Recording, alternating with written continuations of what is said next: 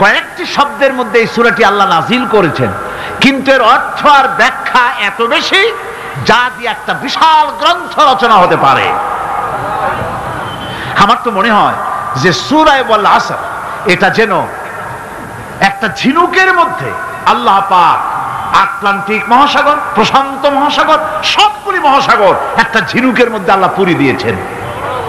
মানুষের সাফল্য এবং কল্যাণ, তার ধ্বংস এবং সর্বনাশের পথ কোথায় তা এ কোরআন বলে দিয়েছে। সফলতা কিসে আসবে, ধ্বংস কিসে আসবে, এ কথা আল্লাহ কোরআনে বলে দিয়েছে। আমি আজকে এই সূরা বেছে নিলাম এই কারণে, আমরা চলছি ধ্বংসের দিকে। কোন দিকে যাচ্ছি বলেন না, কোন দিকে? আমার তো মনে হয় হেমিলেনের সেই বংশীবাদক যেন বাঁশি বাজিয়ে চলছে, আর গোটা জাতি তার পেছনে সমুদ্রে ডুবে মরার জন্য অগ্রসর হচ্ছে।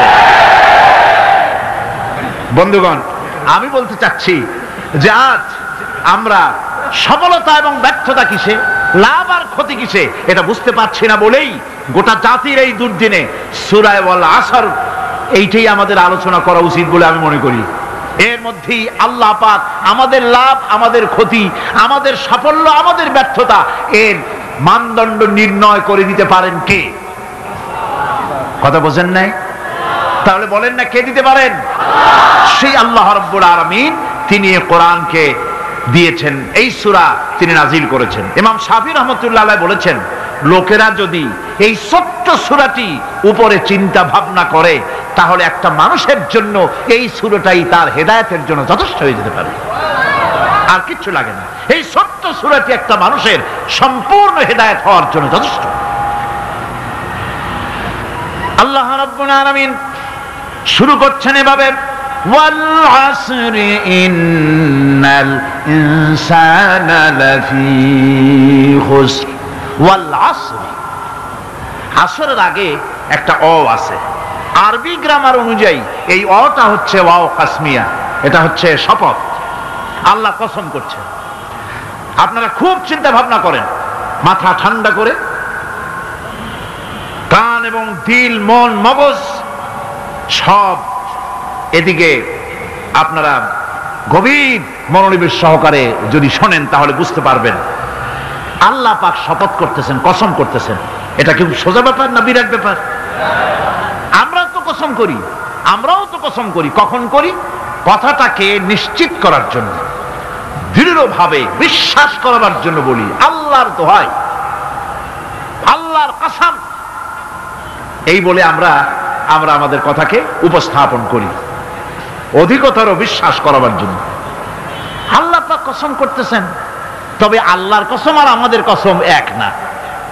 আমরা কসম করি সবচাইতে যিনি বড়, মহানত্ব, বিরাটত্ব, শ্রেষ্ঠত্বের উপরে ভিত্তি করে আমরা কসম করি, যেহেতু আল্লাহর চাইতে মহান, বড়, শ্রেষ্ঠ আর কেউ নাই।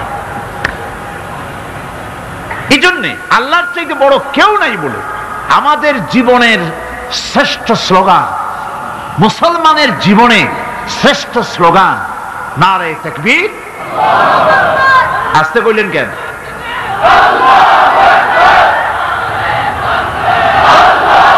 আল্লাহ হচ্ছেন বড়, তার থেকে বড় কেউ না। আমি চিন্তা করি মাঝে মধ্যে, কিছু মনে নেবেন না, আমি মাঝে মধ্যে চিন্তা করি যে সমস্ত রাজনৈতিক দলের লোকেরা মুসলমান, রাজনৈতিক মতপার্থক্য থাকতেই পারে, যে কোনো দল করতেই পারে, কিন্তু এমন রাজনৈতিক দল আমি কেন করব মুসলমান হয়ে যেই রাজনৈতিক দলের মিছিলে আর মিটিং এ আল্লাহু আকবার স্লোগান দেওয়া যাবে না? কারণ হচ্ছে আমি যখন দুনিয়া এসেছিলাম, আপনি যখন দুনিয়া এসেছিলেন, আপনার আমার কানে কি শোনানো হয়েছে? কন্ত আজান শোনানো হয়েছে। দুনিয়া এসে আমি প্রথম কি শুনেছি? আল্লাহু আকবার, এটাই শুনেছি। আজানের প্রথম শব্দ কি? নামাজের প্রথম শব্দ কি? ইকামতের প্রথম শব্দ কি? জানাজা, জীবনের শেষ নামাজ, এটার প্রথম শব্দ কি? এটা শেষ শব্দ কি? তাহলে এর সিগনিফিকেন্সটা কি? এর অর্থটা হচ্ছে আমার জন্ম থেকে মৃত্যু পর্যন্ত জীবনের সকল ক্ষেত্রে আমাকে বলতে হবে, স্বীকার করতে হবে, মানতে হবে, নিতান্ত গোলামের মতো মানতে হবে আল্লাহু আকবার। আল্লাহর চাইতে শ্রেষ্ঠ কেউ। আমরা কসম করি যেহেতু আল্লাহ বড়, তার বিরাটত্বের উপরে নির্ভর করে আমরা কসম করি, কিন্তু আল্লাহর চাইতে বড় তো কেউ নাই। উনি কসম যখন করবেন, উনি করবেন কিসের কসম? আমাদের কসম আর আল্লাহর কসম এক নয়। রব্বুল আলামিন যখন কসম করেন, তিনি তার কাছে বড়, তার চাইতে বড় কেউ নাই, শ্রেষ্ঠ কেউ নাই, মহান কেউ নাই। সেজন্য তিনি যে কসম করেন, যে কথা বলতে চান, ওই কথার সাথে, ওই বিষয়ের সাথে যার সম্পর্ক, যার সাযুজ্য আছে, সম্পৃক্ততা আছে, সিমিলারিটি আছে, তার কসম আল্লাহ পাক করেন। যেহেতু এখানে আল্লাহ রাব্বুল আলামিন মানুষের সফলতা ব্যর্থতা, মানুষের লাভ আর ক্ষতির কথা বলবেন, সেজন্য আল্লাহ পাক মানুষের জীবনের সাথে, মানুষের সম্পর্ক রয়েছে তার জীবনের, মানুষের সাথে সম্পর্ক রয়েছে সময়ের, মানুষের সঙ্গে সম্পর্ক রয়েছে ইতিহাসের। তাই রব্বুল আলামিন বলেন, ওয়াল আসরি ইন্নাল ইনসানা লাফি খুসর। আমি কসম করি সময়ের, আমি কসম করি ইতিহাসের, আমি কসম করি জীবনের, আমি কসম করি সময়ের। যেহেতু এই জীবন আছে বলে আমরা আছি, জীবন না থাকলে আমরা বাঁচি না। ইতিহাসের কসম আল্লাহ করেন, কারণ হলো ইতিহাস মহাকালের সাক্ষী। এই মহাকালের দুষ্কৃতিকারা, তাদের দুষ্কৃতি যারা, তাদের দুষ্কৃত, তাদের দুষ্কৃত কর্ম, যা তারা যে খারাপ কাজ করেছে, সেই খারাপ কাজের ইতিহাস ধারণ করেছে। যারা সুকৃতি করেছে, তাদের সুকর্মগুলি ইতিহাস ধারণ করেছে। ইতিহাস হচ্ছে নীরব সাক্ষী। আল্লাহ বলেন, আমি ওই ইতিহাসের সাক্ষী, আমি জীবনের সাক্ষী, আমি সময়ের সাক্ষী। যেহেতু সময় কারো জন্য বসে থাকে না। সময়ের ব্যাপারে হযরত ইবনে কাইয়্যিম রাহমাতুল্লাহ আলাইহি তিনি বলেছেন, মা মাদা ফিদ দুনিয়া আহলামুন ওয়া মা বাকিয়া মিনহা আমানি। মা মাদা ফিদ দুনিয়া আহলামুন, আমি আমার জীবনের যে অংশ ফেলে এসেছি এটা আমার স্বপ্ন। ওয়া মা বাকিয়া মিনহা আমানি, আর যেটা আমার সামনে জীবন বাকি আছে ওটা হচ্ছে আমার আকাঙ্ক্ষা।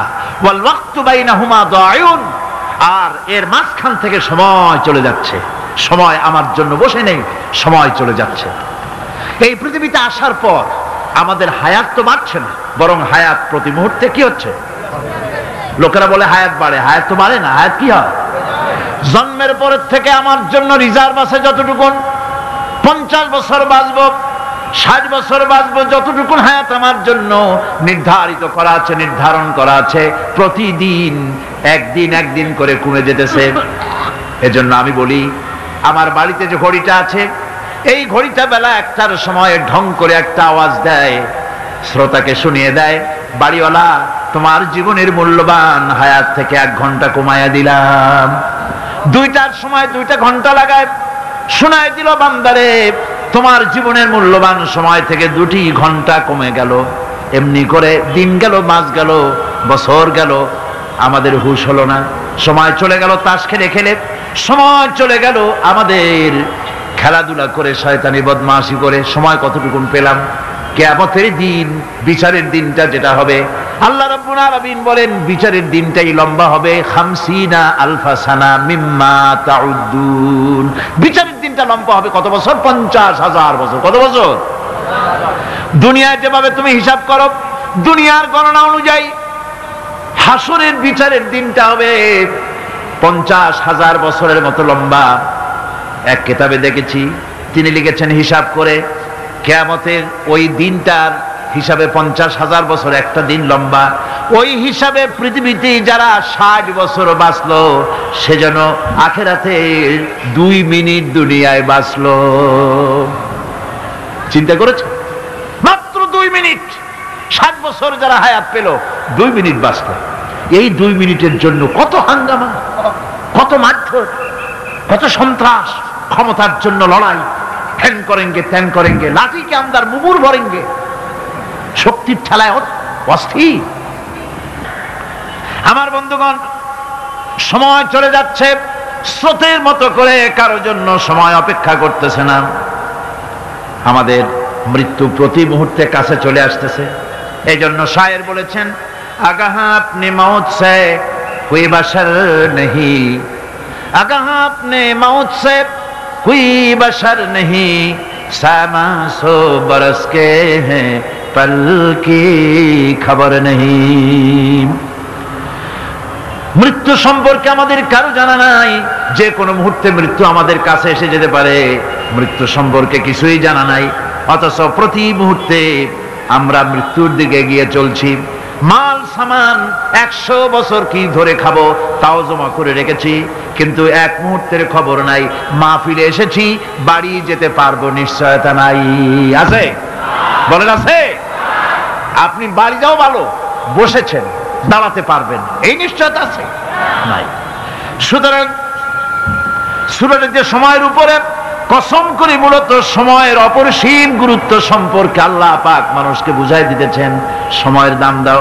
আমাদের সময় চলে যায় গান শুনতে শুনতে, আশ্চর্য মলম বিক্রি করা দেখতে দেখতে, তাস পাশা খেলতে খেলতে সময় চলে যায়, কেউ খেয়াল করে না। সময় বলতে অতীত কালও হতে পারে, আবার বর্তমানও হতে পারে। আর বর্তমান কাল কোনো কালই না, বর্তমান কাল কোনো কাল নয়। প্রতি মুহূর্তে ভবিষ্যৎ এসে বর্তমান হয়, আর প্রতি মুহূর্তে বর্তমান কি হয়? অতীত হয়ে যায়। বর্তমান কাল বলে কোনো কাল নাই, প্রতি মুহূর্তে অতীত হয়ে যাচ্ছে। এই যে আমি মাহফিলে বসছিলাম প্রথম এসে, ওইটা কি এখনো বর্তমান আছে?